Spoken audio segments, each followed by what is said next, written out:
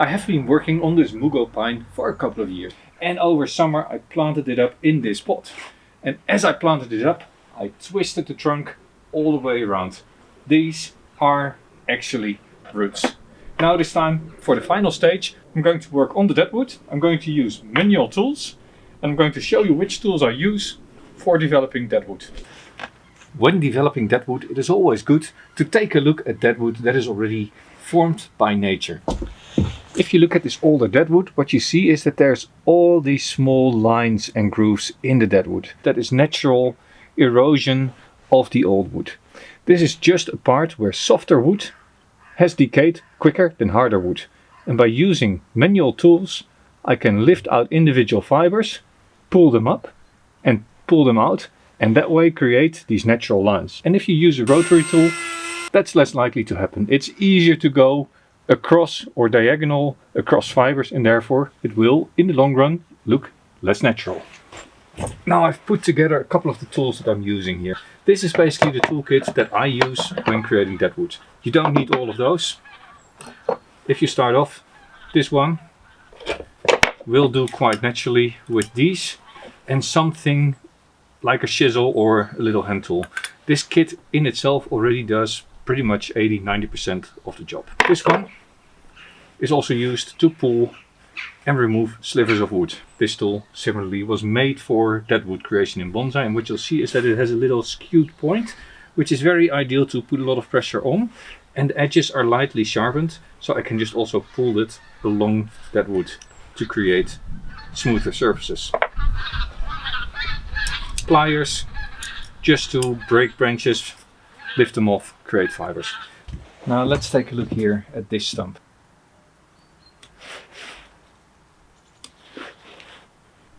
First thing to do is to remove the bark, and to do that I'm first going to delineate the end of the bark that I want to remove, which is here at the first branch from the top and the top itself. I am just using this little metal tool, but of course you could use a knife as well.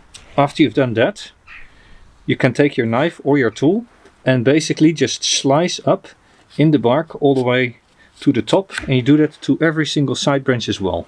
This of course only works well when you have a living branch. If you have a dead branch, the bark sits on this quite tight, and this method doesn't really work. What you can now do, you take your normal yin pliers and you just squeeze the branch a couple of times in multiple angles. And now you should be able to quite easily lift the bark. Note, it is now the middle of winter, which makes this a little bit more difficult as the bark sits quite tight. If you do this in early spring or in summer, the bark just slides off completely without any real effort. Note that here at the connection between the branch and the main trunk, I have pulled down the Deadwood a little bit inward, so it looks more natural as natural dieback here at this point, which will not affect this branch at all because I've left the whole connection here. But this will look more natural as it ages over time. And naturally, in places where it is quite tight, you can use one of the metal tools, slide it under the bark and lift the bark in that fashion. So what I'd like to do is I take a little nib at the top of the branch and then I just bend it down. So it's halfway to a third broken through, and if you now pull down, I'm actually pulling the main fibers off of this branch. Now this can be a little bit rough to do, so taking yin pliers and then basically turning it around, you can pull the fibers all the way down into the main trunk. So this is just like a branch that has broken off and torn down into the trunk. This I can of course do everywhere, and particularly here in the top. What I do is I split it a couple of times, and then I take the smaller parts and lift them out and pull them down individually. This will create an end that doesn't look like it has been cut by hand.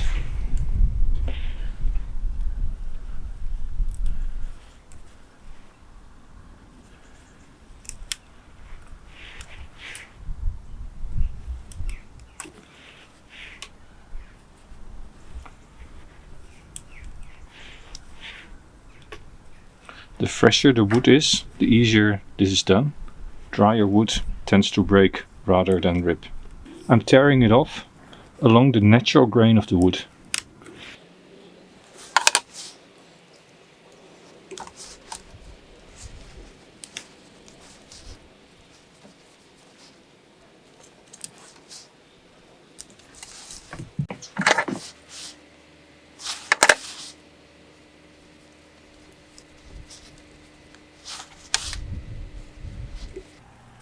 If you don't clip it, you can pull the branch out completely and create an even deeper groove.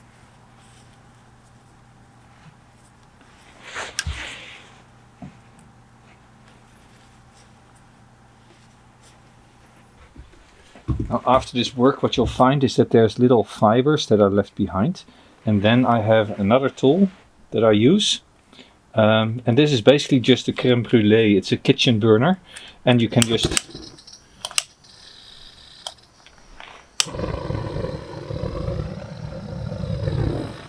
use this to burn off excess fibers. Make sure that you don't burn the foliage, but this is a nice way to clean off all the last bits and pieces.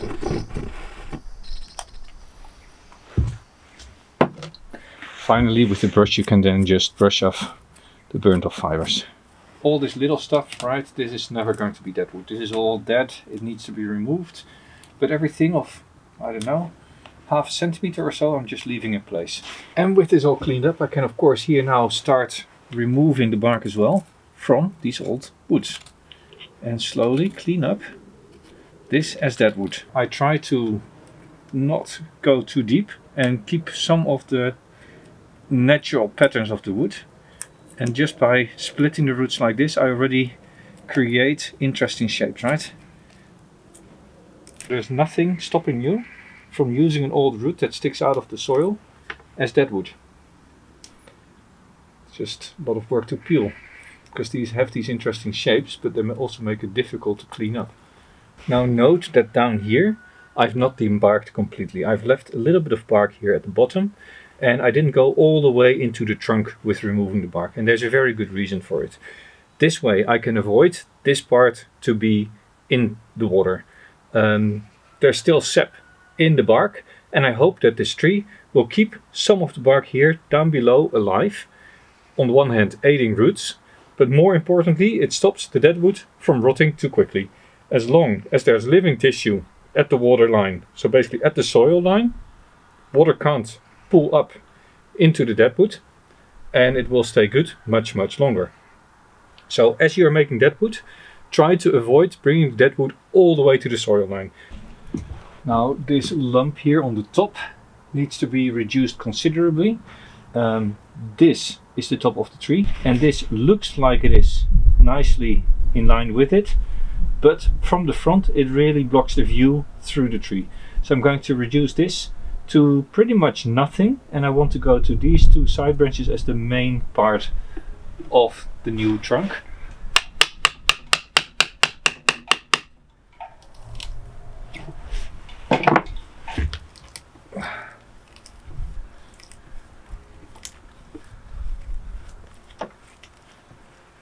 You can see that the wood that I'm tearing away follows the fibers, and therefore the deadwood gets structure as the tree was grown.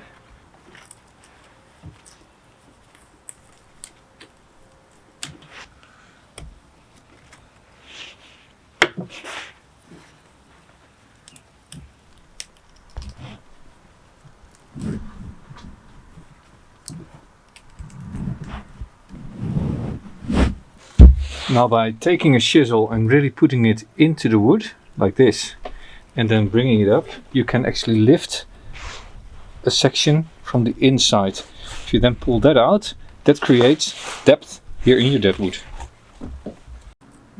At a certain point you'll find that you can start really teasing out smaller fibers, which will then increase the texture and depth of the fissures that you're creating. Here I'm doing it because of a little side branch that sits here, and I really want to preserve this little stump.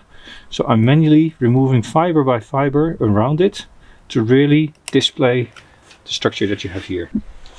These areas is really where these smaller hand tools shine, because it allows you to remove old bark, clean up these areas, and really not create harsh knife traces. This of course does take time to do it properly around the tree, but considering this deadwood is supposed to last decades, what is another day of hard work on your bonsai, right? If you are reducing a big lump like this, it's always good to break it off naturally, break it down, because breaking down is what would happen in nature.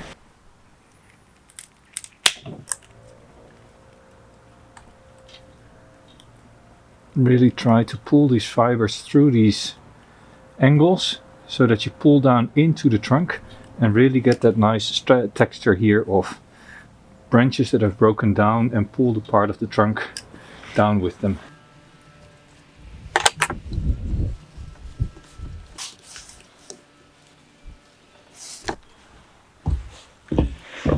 I like to accentuate these places where a branch connects to the main trunk by deepening the groove that is left by the deadwood.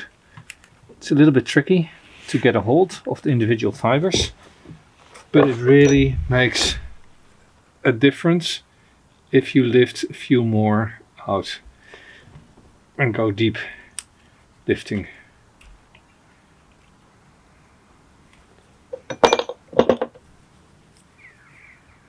This is where the bulk of the time and effort goes to create natural looking deadwood. These tiny little slivers that you pull out in strategic places.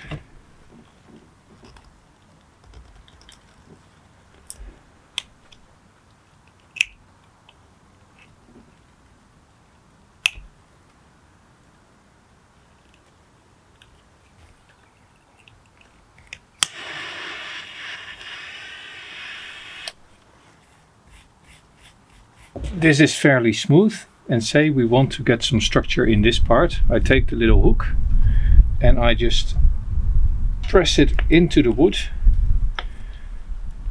quite firmly, and then I twist the tool around so that the fibers come up. And now I can take these fibers and pull them down or up, and this I can then refine by taking individual fibers out of this groove and start lifting them. Right, and with that I think most of the deadwood work here is done. I could of course now treat it with lime sulfur, but I'm not going to. I want this to age a little bit, so for this year or maybe even until next year I'm just going to leave it as it is, so naturally the wood can dry out, it can start to tear a little bit, and a few fungal infections take place, creating nice crackling, and after that I'll clean it up once more and then I'll add my in liquid. I didn't do anything on these stumps because these are the ones that hold the tree in the pot. Now I'm just going to clean up, and yeah, in a couple of weeks I'll unwire, rewire and prune, and then I'll make a video on the complete process from nothing to this, and hopefully then you can also see the nice deadwood as it has aged. This is actually not a bonsai tool, this is used for horses. It's perfect for removing all bits of bark and sometimes even removing large lumps of wood. This tool does the same thing. It's also used to pull along deadwood. These are actually both dental picks from very strong steel, but they're perfect to also create small patterns and lift little fibers out of the wood. This is just a general oyster knife, which is very strong. You can chuck it into the wood and lift individual fibers.